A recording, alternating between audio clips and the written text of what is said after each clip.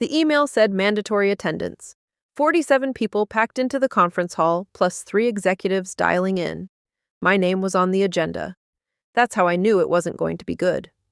I stood at the front, fingers wrapped around a presentation remote that suddenly felt too small in my hand. Behind me, 6 months of work, data models, projections, forecasts, glowed across a 12-foot screen. And then he leaned back in his chair. Victor Hale, senior director, untouchable. The kind of man who spoke in conclusions, not discussions. He didn't even look at the screen. He looked at me. "This," he said, tapping the printed report like it offended him, "is what we're relying on?" A few people shifted uncomfortably. "It's a comprehensive," I started. "No," he cut in, smiling slightly. "It's overcomplicated. Inflated. Honestly?" He leaned forward now, voice louder. "It looks like someone trying to prove they're smarter than they are." A couple of quiet laughs. Not many, but enough. My chest tightened. 6 months. 182 days. Countless late nights. I had built the system from scratch after the last one failed and cost the company $2.3 million. And now this. "I can simplify it," he continued, standing up now, taking control of the room like it was already his. "Strip it down, make it usable, because right now," he looked straight at me, "this is why we can't promote internally. Effort doesn't equal leadership. Public, clean, surgical humiliation." I nodded once, slowly. Understood. But something inside me didn't break. It shifted. Because Victor had just made one mistake. He assumed I needed him. What nobody in that room knew was this. The entire forecasting system, the one projected to drive $18 million in revenue next quarter, ran on a backend I built alone. Every trigger, every automated adjustment, every exception handler.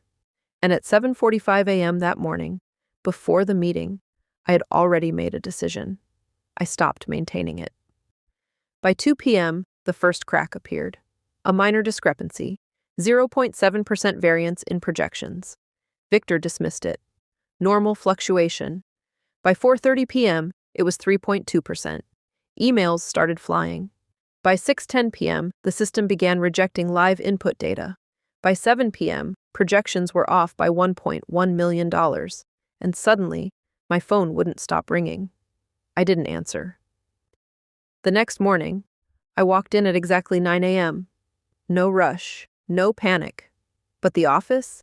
It looked like a war zone. People running between desks. Finance and emergency calls. Operations frozen. 3 executives already on site.